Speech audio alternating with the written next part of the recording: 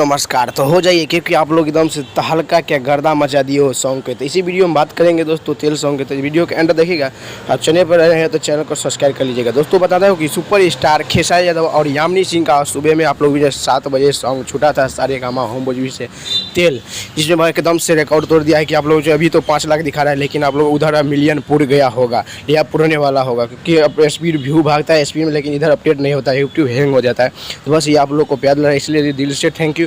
ऐसे हमेशा प्यार दुआ देते रहिए और अपना कुमार रंगा भाई को भी सपोर्ट करते रहिए। बस आप मेरा यही उम्मीद है कि आप लोग हमेशा ऐसे ही प्यार दुआ देते रहिए और हमेशा देते ही रहिए। और बता दूं कि दोस्तों बहुत जल्द आप लोग बीच में एक सॉन्ग देखने को जरूर मिलेगा आप लोग बीच में, ये अन्नपूर्णा फिल्म से, क्योंकि अगर एग्रीमेंट खत्म हो चुका है सुपर स्टार खेसारी यादव जी का। और एकदम से आप लोग गर्दा मचाइएगा क्योंकि बहुत ज़बरदस्त है। और जो नहीं सुने होंगे तेल सॉन्ग जाकर जरूर सुनिएगा और एक फुल वॉच कर दीजिएगा ताकि ट्रेंडिंग नंबर 1 पर आ जाए। तब तक के लिए मिलता हूँ नेक्स्ट वीडियो में। तब तक के लिए जय हिंद जय